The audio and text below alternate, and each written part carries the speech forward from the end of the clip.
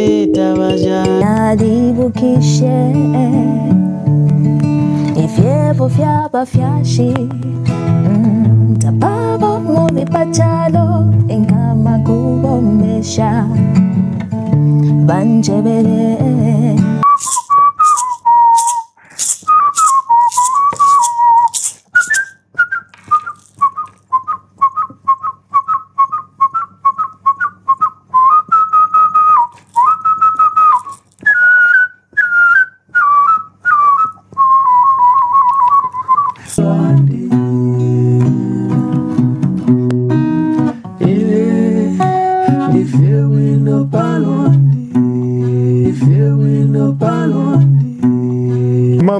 Kale nezo sakira dona lombani mupeza.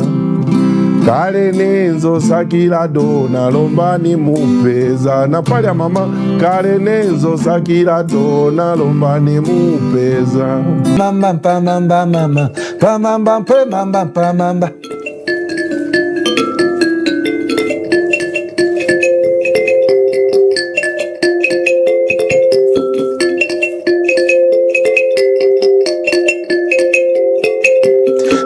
Tata ndende charo ichincha masuzyo umuntu katishe nganganga mulungu mkatishe vintu hivi. At some point tikankarankara chepa kapita kolo mayezi he could still repeat the same thing. Jack uziponya kwanzero kuli veni chita hivi uziwa vintu kumankala ati vimachinja vintu yezo sirira chepa mena hapa.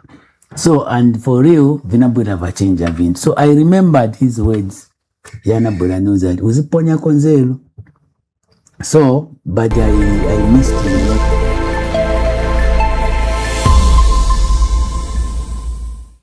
New vibes with Bmtv. Get ready, Zambia, because Bmtv is about to bring you the hits with local stories, drama, comedy, and news that is all about you. Local vibes only. Catch stories from Lusaka to Livingston, towns to villages, from townships to trending shows. We have the best local content. News that you care about, local news, national pride, and what's happening in your hood. Your stories, our spotlight. We feature you, your talents, and your passions. Tune in now and let's vibe, Zambia. Bmtv, Zambia's light, Zambia's voice.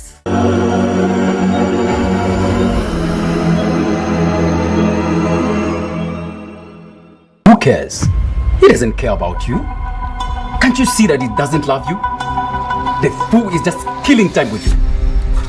Oh no, Nsama. I will not have you insult my husband in his house. No.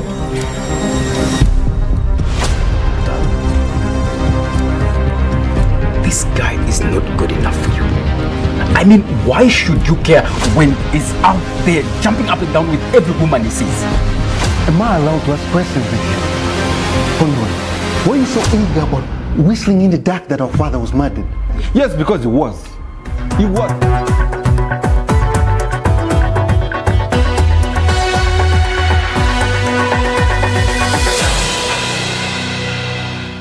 Good evening and welcome to the Bmtv main news at 18 hours.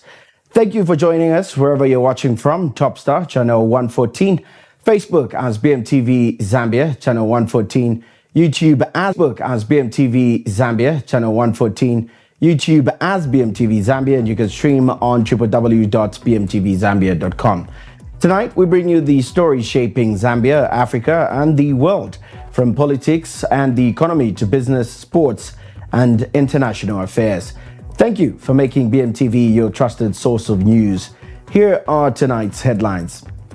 Free school materials for school children in Mundubile's government. HH campaigns in the northwestern province pledges more development. Economic recovery debate continues as many Zambians say the cost of living remains high. And in international sports news, President Trump made more than $1 billion from crypto in the first year back in office. While in sports, Copper Queens ready for WAFCON, says Belemo. To present the news in detail, my name is Tamwani Nkata. Tonse Alliance presidential candidate Brian Mundubile has urged the people of Mafinga district to use their vote to bring about change in the country's leadership. Speaking during an interaction with the traders and residents of Muyombe market, Mr. Mundubile said the power to determine Zambia's future lies in the hands of the people. He claimed that the administration of President Hakainde Hichilema has failed to address the challenges facing the people of Muyombe and other parts of the country. Mr. Mundubile called on residents to support the Tonse Alliance in the forthcoming general elections, saying his alliance is committed to improving the livelihoods of Zambians through better economic policies and service delivery. More details in this clip. Look after its people. The people must remove that government from power. Musemo bulimi tabafirirwe. Musepalo yumusebo isoka Muyombe tabafirirwe. Musepa kuleta amenshi okisafisha konta tabafirirwe. Pasipatala tabafirirwe. Panifetalaza tabafirirwe. Musemulefo okulolera na futu kwa bloku wafumia kwapa. Ganatila UPND mwatila kuya bebele. UPND! UPND! Wamana watateromba ufe. Mwila bepe kwa iyo. Kuno tu alikuwa tako mwenyine fwe. Yeko fine, uli anavo. Mulali yako imwe? Mulali yako imwe? Galia, alea mukubeba tukumuyombe kuife mwe. Ifwe, ili ya shitomfu ile kurusaka. Elo ale baba president wakwe ale beba kumuyombe bafola 10 bags of fertilizer kumuyombe tatine mwalaika ya mufi mwalaika ya mufi umuntu ale folia pamitwe mwala subina kanatila amaka mutile kubantu amaka mwalifepo chapili ulecho mwewa kwata maka ni mwe mwewa kwata maka ni mwe tekutila liliambe mwavotela Brian Mundubile na makepe zulu mwavula maka ewe mvota skati nisina michila maka ngambwa mvotela nisi mwankongwesha ndefu amumfuikishe amaka yaba mubantu ila voters card maka mleufa ila voters card maka maka yene mwabata imwe ngamwa votela Brian Mundubile na makepe zulu nismatu kongwesha yasamka ninshi ninkongole ichiweshi ninshi chitukuko ukuwesha ninshi fertilizer ukuwesha ninshi umufero ukuwesha ninshi amenshi nombe chabi pako kuno kumuyombe na mkwate ntungushi ngamaipele vote yambo kwenda so bose nismatu mpata ufine lombe wapata manolomba imo kwati koma nimo mule lomba kulienda ubutungurusi bwafilia wapila apapene mule umpwa ine ninja wa MP bande wale imina kuno pa MP bande wale imina koni mbasoka bantu muchiwe mba tutilo kwa lisoke pakwa file muntu kuni mbasoka na tumwa. President Hakainde Hichilema has taken his campaign to Northwestern Province, where he says his message to the people is one of hope, unity, and continued development. Addressing supporters in Mwinilunga district, President Hichilema urged residents to vote for him in the upcoming election to enable his administration to continue implementing developmental projects in the area. The head of state said the UPND government has laid a foundation for economic growth and improved service delivery, adding that a renewed mandate would allow his administration to complete ongoing projects and introduce more developmental programs. President Hichilema further called on the people of Mwinilunga to remain united and support the government's vision for inclusive national development. More details in the following clip. 5,000 teachers since we came into office. Kwenyu. Now tunengize andangishe akubanga 45,000 neiwenda nawo shide chuma chinile yote elimwira nenu kwenyu. We have employed nurses and doctors from across the country because of your vote. Tunengije amanesi ni manandotoru amboka mavuru mulongo voti yenu. We have introduced, before we came into office, only 600,000 people were on social cash transfer. Since we came into office, a lot of the Mwinilunga people were not on social cash transfer. Since we came into office, people here are on social cash transfer like others in other parts of the country. And now we have 1.6 million people on social cash transfer because of your vote. Hakuinza kwa mfurumendi inu awani ni wao antu 600 hata mwilenga mali awana kufuma kumfurumendi kulondai kwashi ilanga kushika halelu mfurumendi inanyamu na antono mwinilunga amavuno ni nambala inashike ha 1.6 million ya wantu anakutambula mali awana. Because of your vote, we have now brought more people here in Mwinilunga, Northwestern, on FISIP, fertilizer and seed, because of your vote. We thank you for that, the people of Mwinilunga. Mulonga wa voti yenu. Tunalete anjwa mavuru, kulonata mbuni wushi, wakuikwasha muundimi, mu programu ya FISIP. Mulonga mwa vote ni chachuwahi, enu eni Mwinilunga. Because of your vote, lovely people of Mwinilunga, we have now been able to restructure the debt that we inherited from the previous government. Your vote matters, people of Mwinilunga. Mulonga wa voti yenu yuwahi, enu akwetu munu Mwinilunga, enu antuchasweja ukenga nangashi. Iyi voti yenu inalengeshi, mukudi, utwawani ni washida kwetu adinga mufurumeni, yihita na yihita, tunaumanishi to, mulonga kuvota kwenu kwa kuwahi. Tunaisaki Mwinilunga oye! Mwinilunga oye! Because of your vote, we have been able to increase CDF to each constituency per year from 1.6 million. The debate over Zambia's economic recovery continues, with the government pointing to improved economic indicators as evidence that the country's economy is on the path to growth. However, many ordinary citizens say they're yet to experience the benefits, citing the high cost of living as their biggest concern.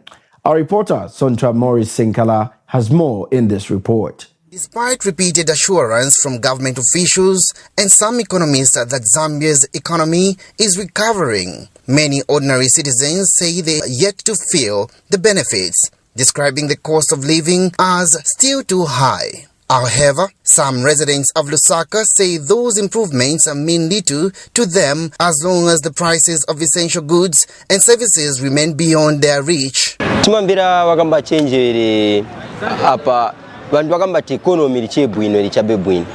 Of which that mukuona kwatu kubebele tuona hapo.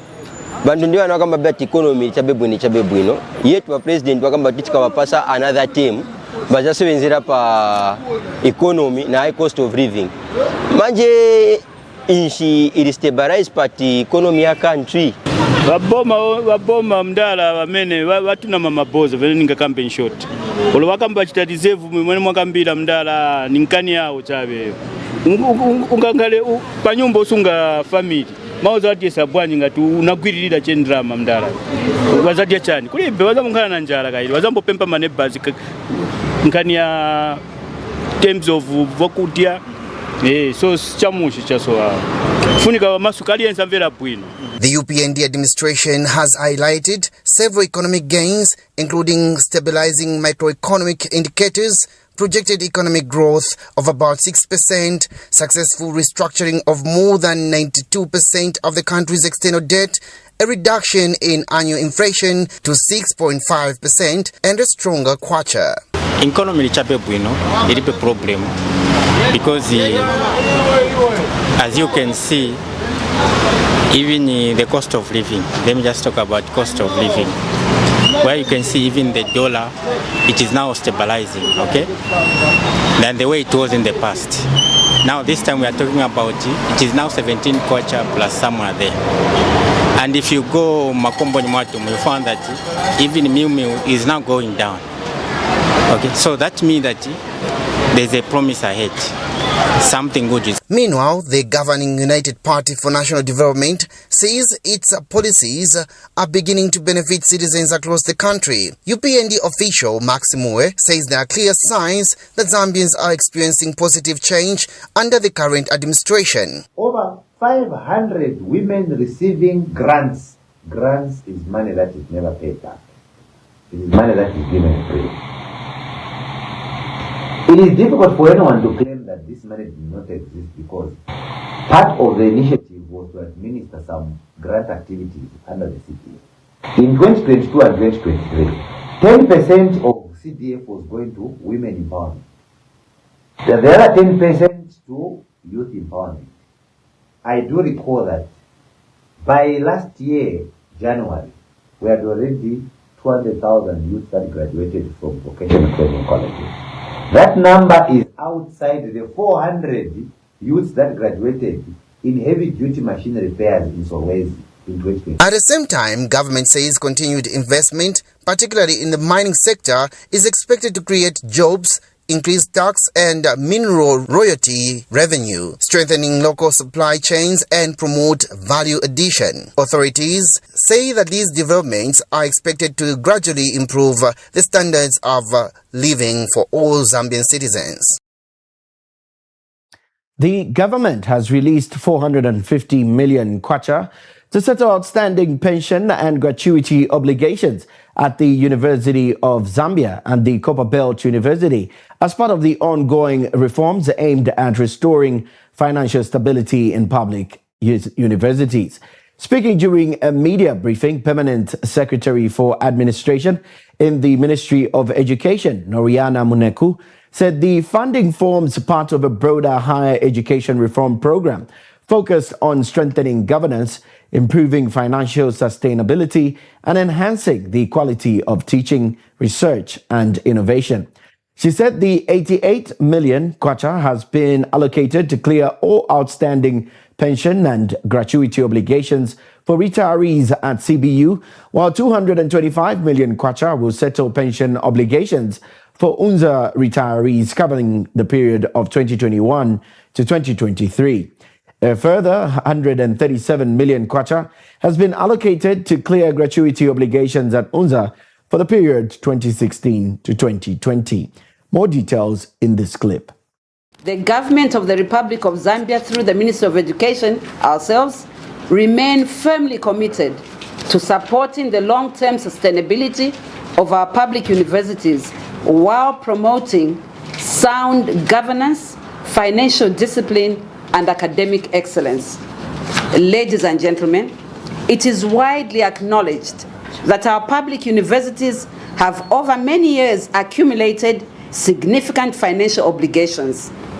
These obligations include outstanding pensions and gratuities in the way outlined by my colleague, statutory liabilities, aging infrastructure, and operational constraints that have placed considerable pressure on institutional performance and affected both employees and the students. These challenges developed over an extended period of time and require sustained, carefully planned interventions rather than short-term solutions. Recognizing, therefore, the importance of preserving these institutions for future generations, government, through us, the Ministry of Education, has progressively implemented a number of measures aimed at restoring financial stability while creating conditions for lasting institutional reform. Between the years 2022 and 2025, ever since this government came into place, government has released 556 million to the University of Zambia to facilitate the settlement of outstanding terminal benefits. These resources enabled the clearance of gratuity obligations dating from 2011 to 2016, and pension arrears accumulated between 2011 and 2020. In addition, government undertook a landmark debt restructuring exercise involving approximately 2.1 billion owed by the University of Zambia to the Zambia Revenue Authority. This intervention substantially reduced the university's debt burden and created greater physical space for institutional recovery. Today, I wish to inform the nation that government has released an additional 450 million to address outstanding personal obligations at both the University of Zambia and the Copperbelt University. And I'm saying today, this money has been released as I'm speaking right now. Meanwhile, Permanent Secretary for Education Services, Dr. Kelvin Mambwe, said when the New Dawn government assumed office in 2021, it inherited a higher education sector burdened by long-standing structural and financial challenges, including pension and gratuity arrears, statutory obligations, aging infrastructure, operational funding constraints, and governance issues. Dr. Mambwe said these challenges threaten the sustainability of public universities and compromise their ability to deliver quality teaching, research, and innovation. More details in the following clip. So when the New Dawn government assumed office in 2021, it inherited a higher education sector facing deep structural and financial challenges. Over many years, public universities in Zambia had accumulated significant pension and gratuity arrears, statutory obligations, aging infrastructure, operational funding constraints, and governance challenges. These difficulties threatened the sustainability of our institutions and undermined their ability to deliver quality teaching, research, and innovation. Recognizing that higher education is central to Zambia's social and economic transformation, the government made a deliberate decision not to postpone these difficult issues, but to confront them through a comprehensive program of reforms.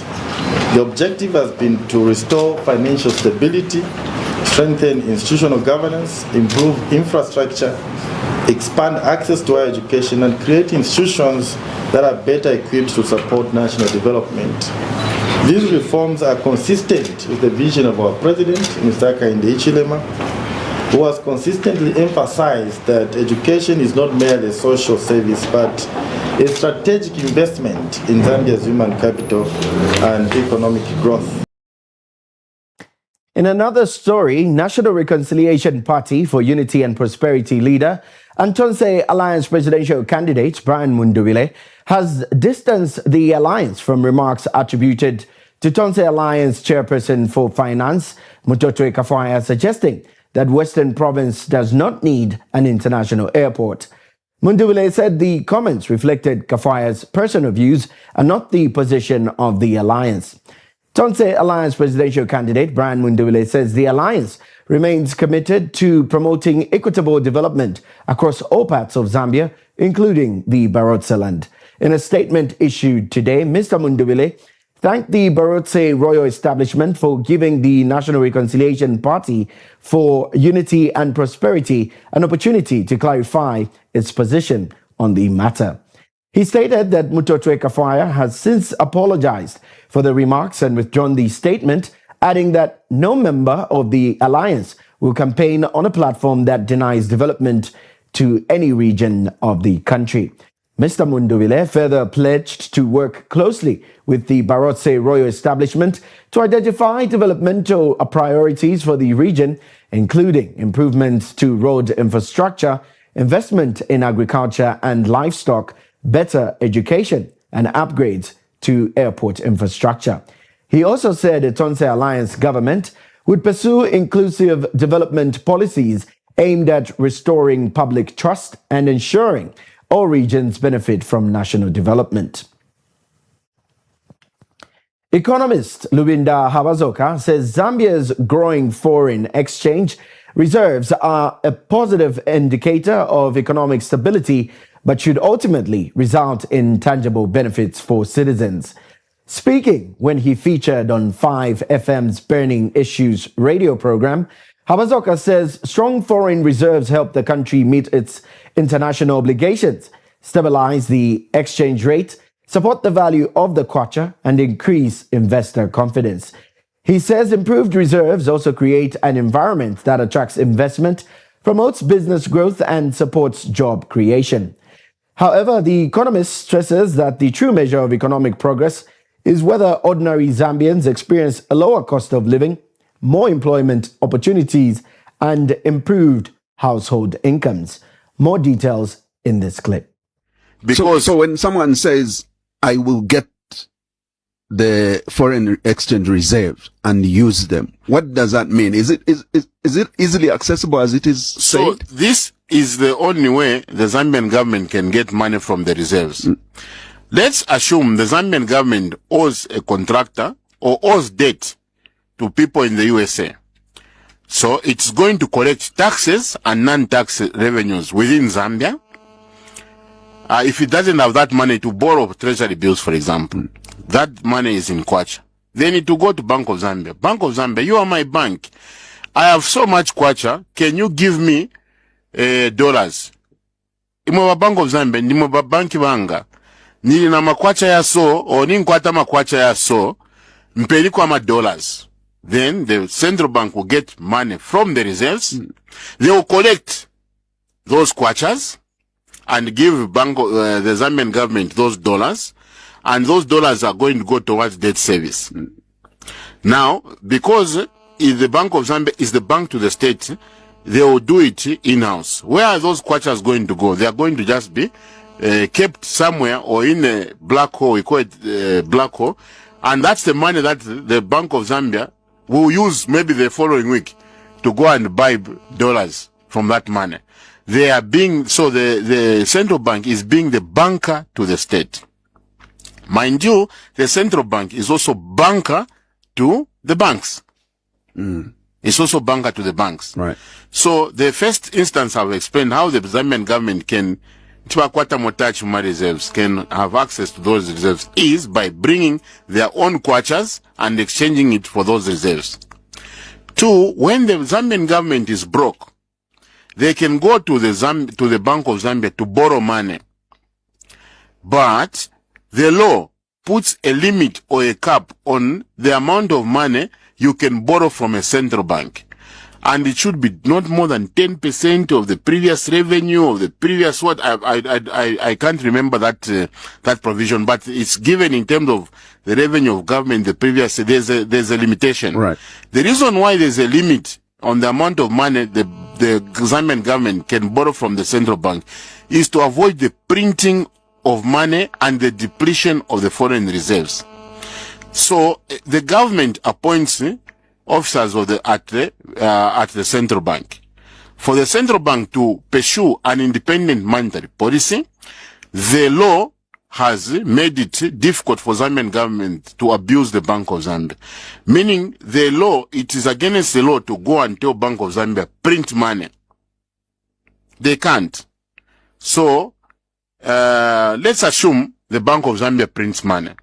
They can only print they lend to the Zambian government, and the Zambian government has to pay back that money to the central bank. So I have printed money. Let's assume money has been printed in kwacha. It's been given to the Zambian government. You have increased the money supply in the economy. When you increase money supply in the economy, you are likely to cause inflation, and your currency has a risk of turning into toilet paper. So that's why Zambian government will pay back to the central bank to squeeze out that liquidity. So that is made as a short-time measure. We'll take our first commercial break and return with international news.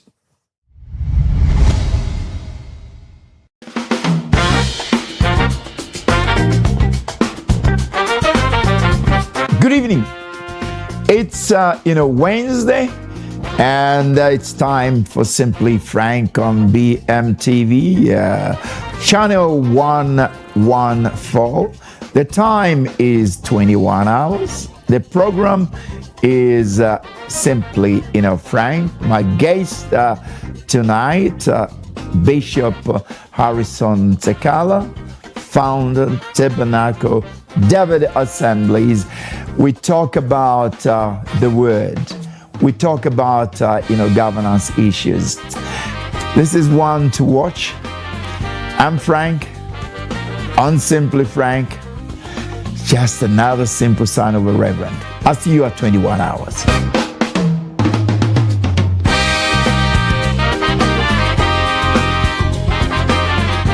New vibes with BMTV. Get ready, Zambia, because BMTV is about to bring you the hits with local stories, drama, comedy, and news that is all about you. Local vibes only. Catch stories from Lusaka to Livingston, towns to villages, Zambia's stories told by Zambians. Drama and entertainment, from townships to trending shows, we have the best local content. News that you care about, local news, national pride, and what's happening in your hood. Your stories, our spotlight. We feature you, your talents, and your passions. Tune in now and let's vibe, Zambia.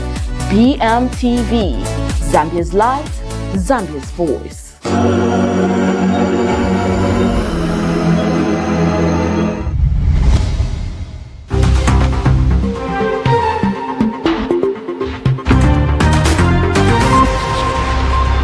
Welcome back. You're still watching the BMTV main news at 18 hours. And now for international news. US President Donald Trump made more than $1 billion last year from business dealings in cryptocurrency, according to his mandatory financial report for 2025. In a 927-page disclosure, he reported $635 million in royalties from a Trump meme coin that has plunged into value since he had launched it days before taking office. He also reported that over $500 million in income from World Liberty Financial, a cryptocurrency firm founded by his own sons and the children of his special envoy, Steve Witkoff. Trump also earned millions from real estate and Trump-themed items. But the White House denied he was profiting from the presidency. White House Deputy Secretary Anna Kelly said the president had proudly made the U.S. crypto capital of the world. Neither the president nor his family has ever engaged or will ever engage in conflicts of interest, she said in a statement. More details courtesy the BBC. The White House denies there are any conflicts of interest in Donald Trump's business dealings after new disclosures showed he made more than $1 billion from cryptocurrency ventures. The filings for 2025 show much of the money came from the sale of tokens by a firm co-founded by his own sons and the children of his special envoy, Steve Witkoff. The president once described cryptocurrency as a haven for scammers and drug dealers before embracing its potential shortly before his re-election. He's since advanced policies to relax its regulation. CBS News correspondent Jared Hill told us about the reaction in the US to those investments. Well, so it depends on who you talk to, obviously, with many of the things dealing with President Trump. On one hand, there are Democrats who have raised questions, not necessarily around the legality of this, because it is legal for a president to invest in various companies, but there are questions about, from their perspective, the ethics of this, especially with President Trump pushing policies that would deregulate or maintain low regulation over the crypto industry, some of them asking if there are ways that there could be more guardrails put on all of this. It's also interesting, there was a survey done just back in May of this year that said a majority of Americans are uncomfortable with President Trump's handling of the crypto industry, although that it was something of a low priority for the majority of them. And what are the Republicans doing about this? Anyone looking into the figures and saying what's going on?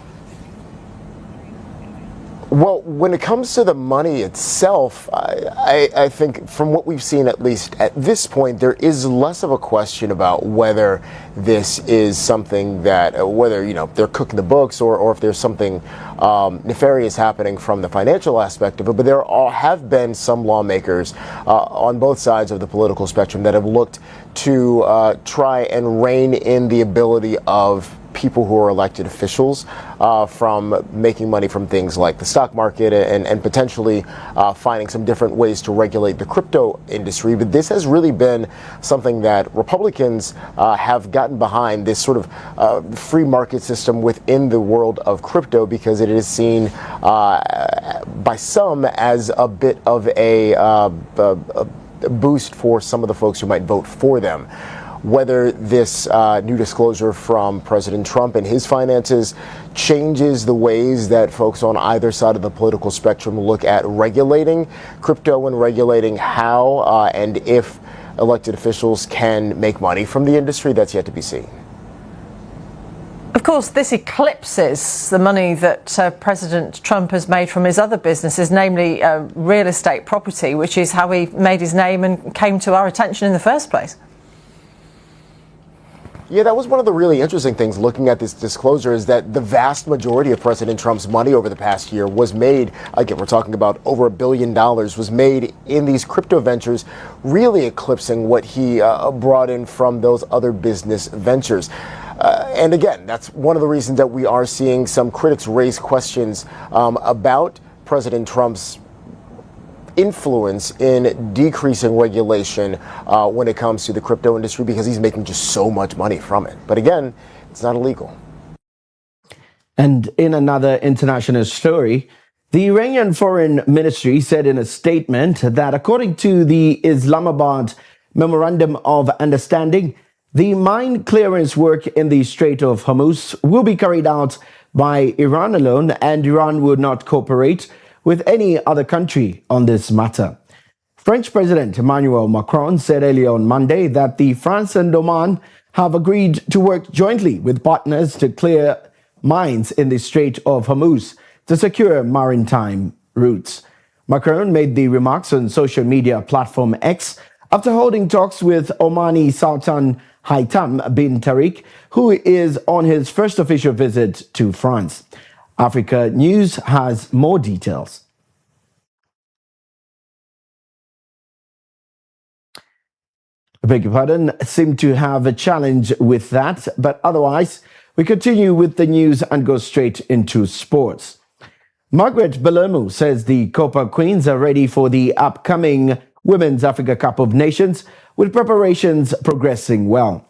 Bellomo said the squad has maintained a positive attitude throughout the camp, with every player focused on earning a place in the final team for the tournament.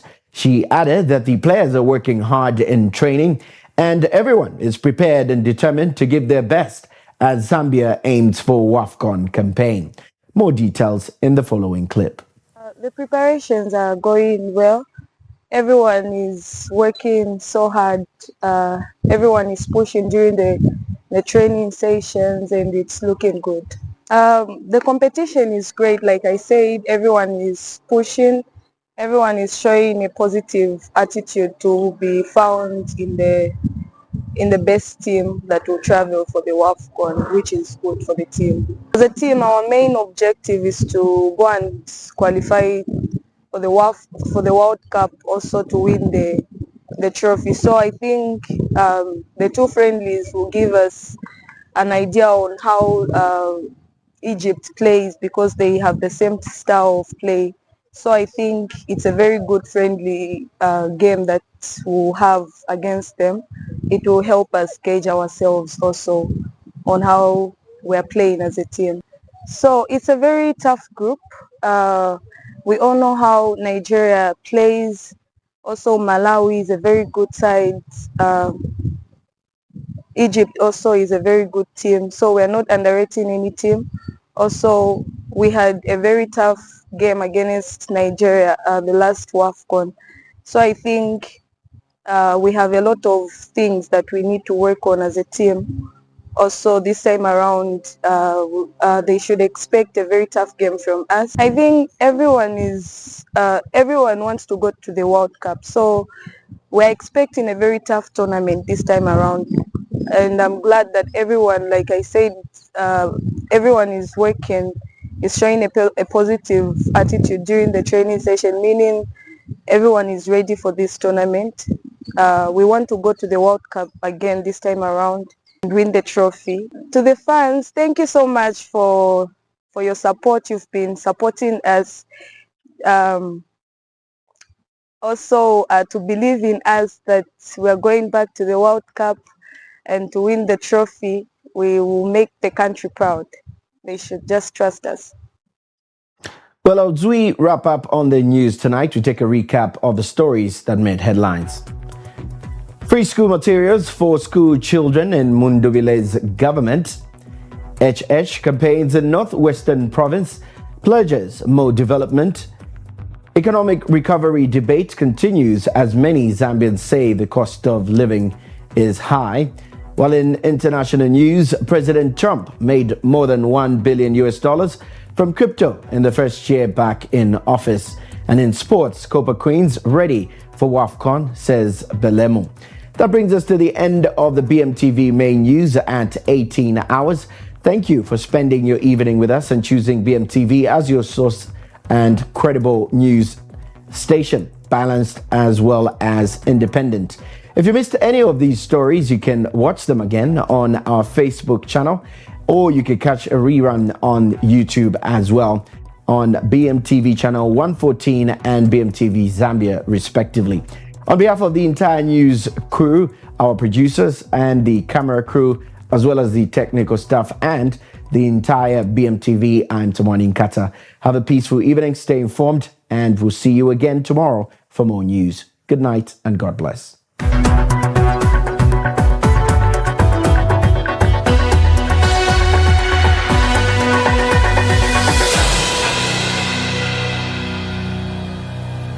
In a world of endless choices, there's only one